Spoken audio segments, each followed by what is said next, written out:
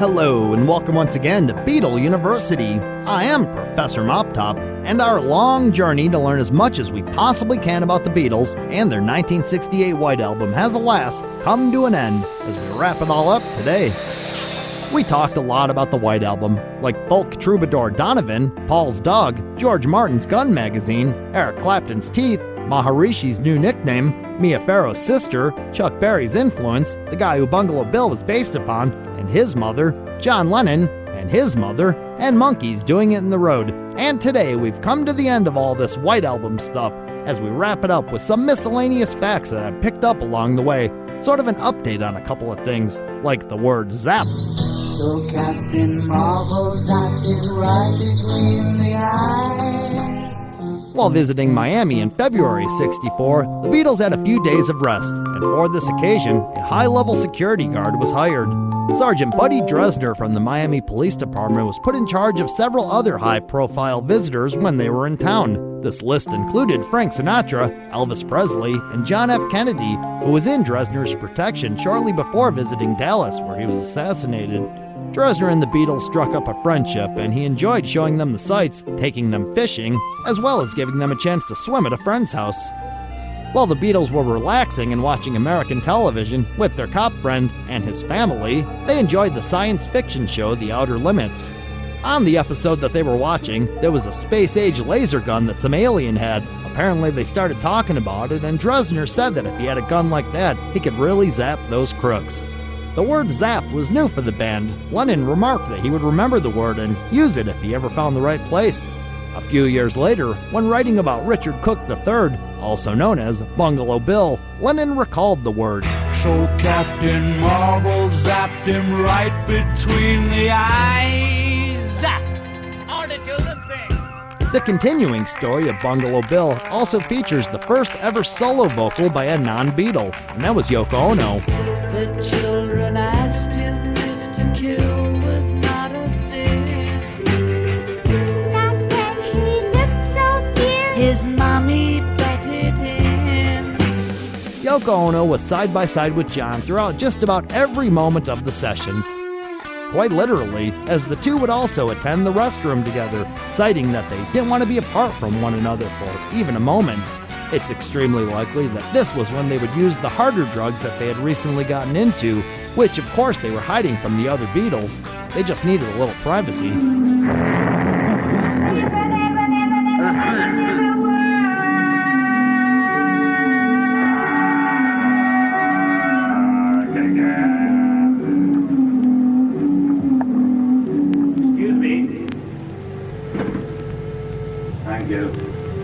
I have also discovered that during the sessions for Helter Skelter, George started an ashtray on fire and ran around the room with it on his head while Paul was singing vocals.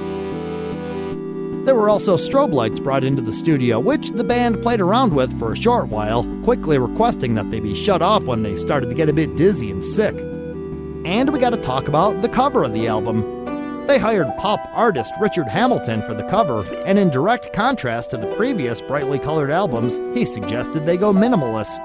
His first thought was an all-white cover with a brown ring that might look like a coffee mug had stained it. That was quickly rejected, but the understated idea was intriguing, and the all-white cover was conceptualized.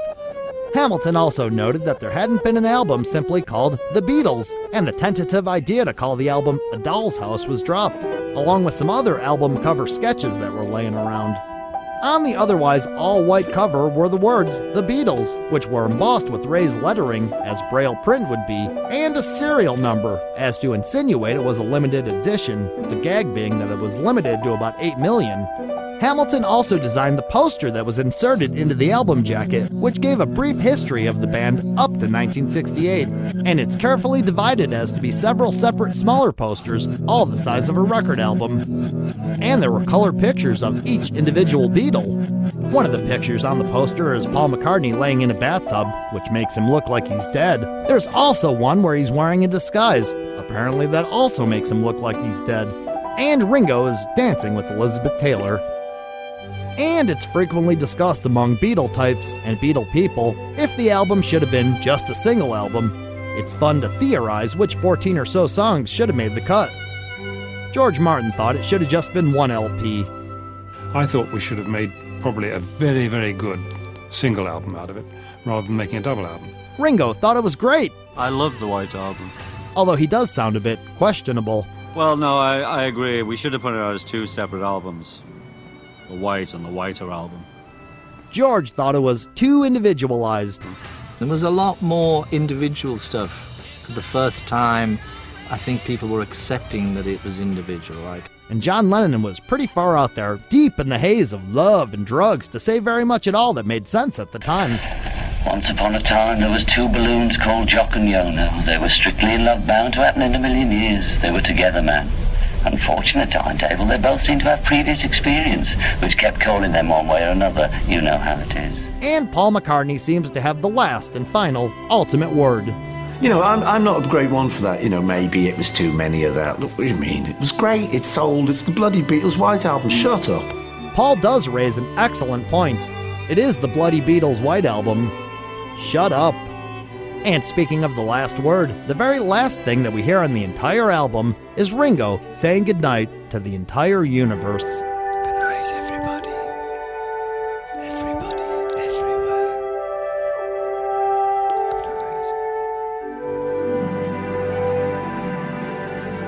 night. And as we wrap it all up on the subject of the White Album, it's time for some totals. In the last 22 months, including the 1968 singles, our coverage of the trip to India, the White Album, and its unreleased byproducts, we have had 86 separate units about the White Album, which means we have discussed approximately 88,984 words, spending about 600 minutes of time talking about an album and some singles, all totaling less than 2 hours in length. This is how we learn. And with that, we say goodnight to the White Album. I am Professor MOPTOP. 1, 2, 3, 4. A MOPTOP production. Very good.